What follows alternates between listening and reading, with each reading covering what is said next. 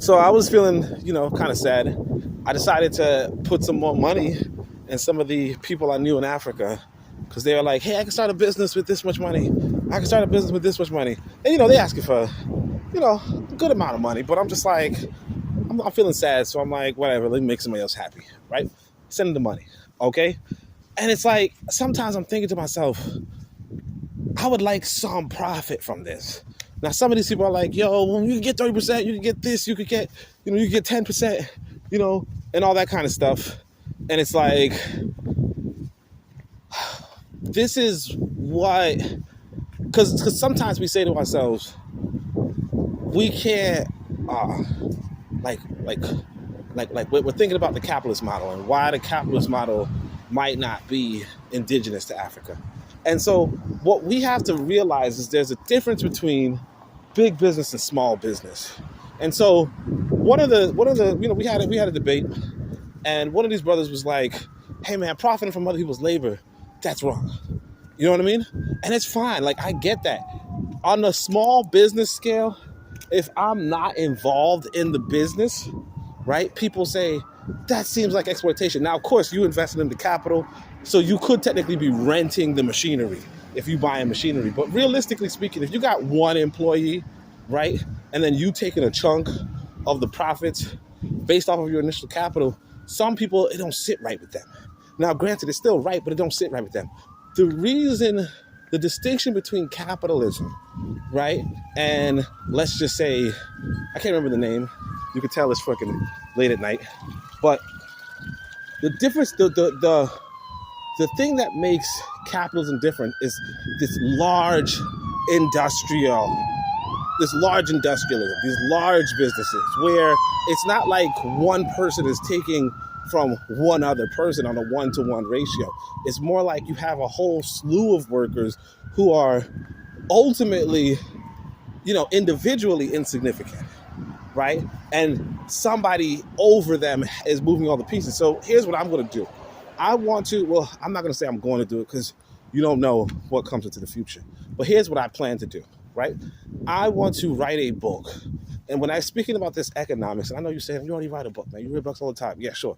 When I'm speaking about this economics, I want to explain that what you want to do as an African is actually get a large business. Because essentially, the small business profiting from afar doesn't really sit right with people. But if you have ownership of a large business and they're just one of many employees, right? And you are actually the coordinating factor, right? You're actually getting paid for administration. You're actually getting paid for organizing. Then it sits right with people that you will have the lion's share. You see what I'm saying? It's realistically, and so this is the essence of why communism doesn't work in the real sense. It's because humans have a limitation, right? That limitation is that when we organize, or organization, the limitation is that organization requires a bureaucracy on a large scale. On a large scale, organization requires a bureaucracy. It requires decentralization. We're not like ants.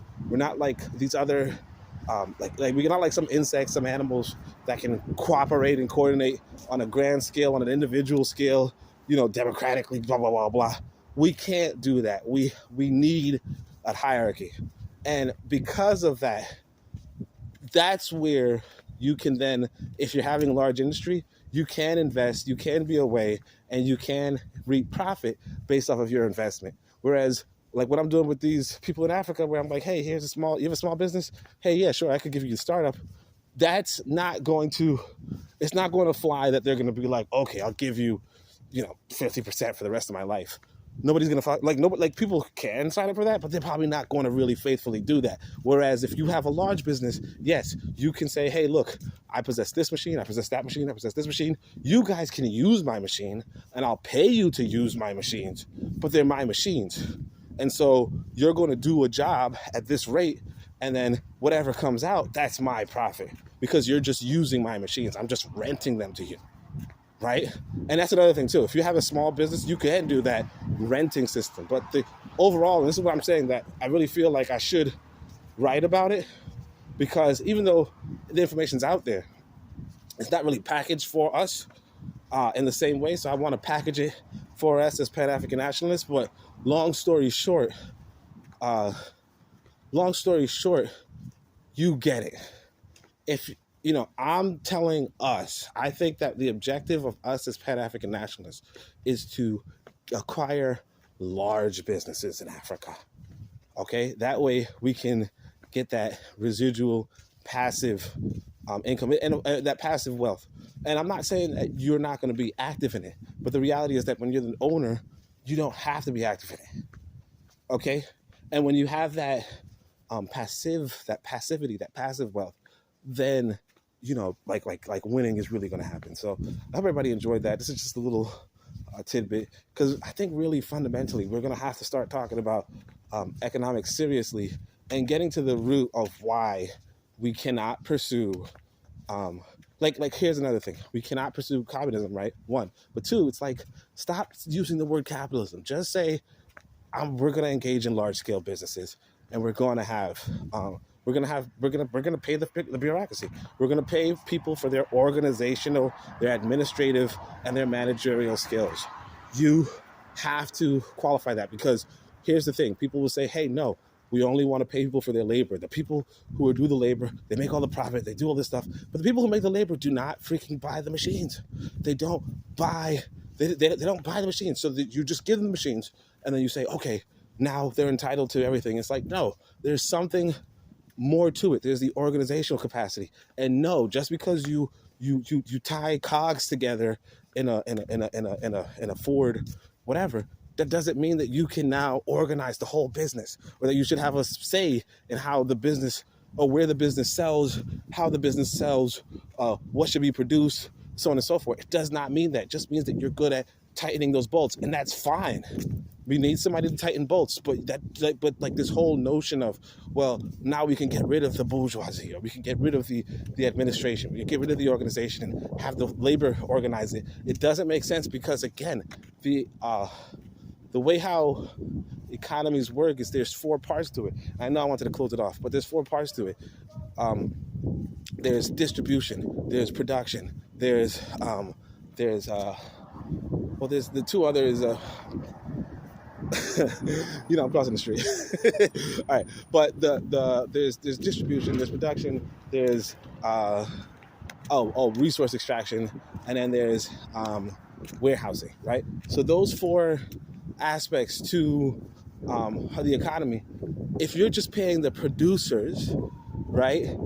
You're saying, hey, the producers are the ones who do everything, right? That's not true. There's all four people have all four pieces of labor, and you, as the bourgeoisie, if you will, or you as the organizer, the administrator, the bureaucracy, you as the organizer, you are actually the one that's driving this profit, because you are the one that takes it from extraction, that takes it to the production, to your own you make the machines, you build the machines, you own the machines, you purchase the machines, and then you are the one who's dealing with the warehousing, and then the distribution, and then getting the profit from that distribution. So it's realistically for us to understand economics in a really simplified way. And I think, obviously I'm walking in the middle of the night for who knows how many minutes, but I think I'm going to write this, and I'm just going to explain it now, because sometimes I don't finish the projects I start, and so I just figured, hey, look, if nothing else, you have the information. So thanks for tuning in. It's not as short as I thought it was going to be, but appreciate it. And Shamil Hotep, Anku Johnson. Oh, hey, let's see my fit. Okay, Shamil Hotep, Anku Johnson, Neb, Amen, Ma'at, Dua, Netcher.